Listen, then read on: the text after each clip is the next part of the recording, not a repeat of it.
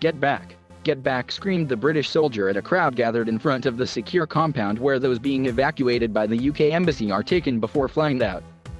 In front of him, many frantically waved their British passports in the air, hoping to be allowed through, but a group of Afghan security guards wielding rubber hoses tried to push them back.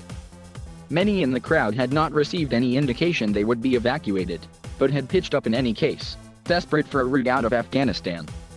Others, however, had received emails from the embassy telling them arrive here and wait to be processed for a flight. They include Helman Khan, an Uber driver from West London, who had arrived with his young children in Afghanistan a few months back to visit relatives. He thrusts a handful of British passports towards me. "For the last 3 days I'm trying to go inside," he tells me in despair, with his 2 young sons by his side. Also here is Khalid, a former interpreter for the British Army. His wife gave birth to a child just 2 weeks ago, and he's terrified the baby could die in such scenes. "I've been here since the morning," he says. "The Taliban lashed me on the back on my way." A short walk away is the main entrance to the compound. Thousands have turned up, the vast majority with no realistic prospect of being evacuated. British soldiers at times fired into the air to control the crowd. The only way to get inside is to somehow push your way through the crowd and wave your documents in their faces, hoping they will allow you past. The situation seems even more chaotic at the airport gates manned by US soldiers, while in front of the main civilian entrance to the airport the Taliban have been regularly firing into the air and beating back crowds who try and surge inside. I'm constantly bombarded with questions by the Afghans who are trying to enter the British-controlled compound, and who are at a total loss as to what to do. Can you help me? Will they let me in? Many try to show me documents they've brought with them, proving they spent time working with international forces or foreign embassies.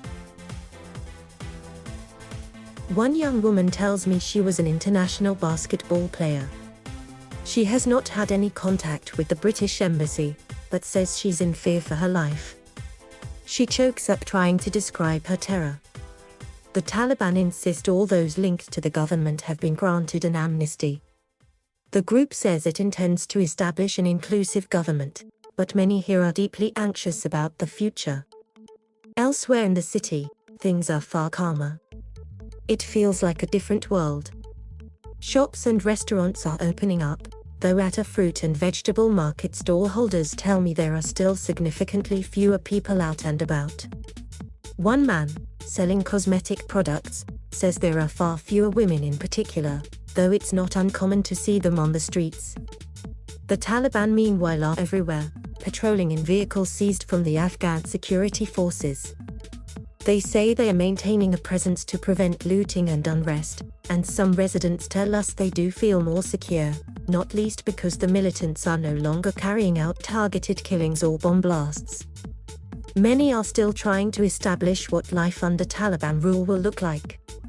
One taxi driver tells me he ferried a group of fighters across the city whilst playing music from the car stereo. They didn't say anything, he tells me whilst grinning. They're not strict like they were before. But other reports are emerging of the Taliban turning up at the homes of journalists or former government figures and questioning them. Many fear it's only a matter of time before they're targeted violently. Back close to the airport, and Khalid, the former interpreter with a young baby, finally manages to make it into the holding compound. Others are still struggling though, and one British Afghan pleads with me to help. "How can I take my children through this crowd?" he asks. Many others, not eligible for evacuation but desperate to leave, will be left behind to face a deeply uncertain future.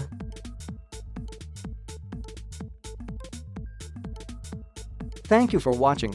Please subscribe.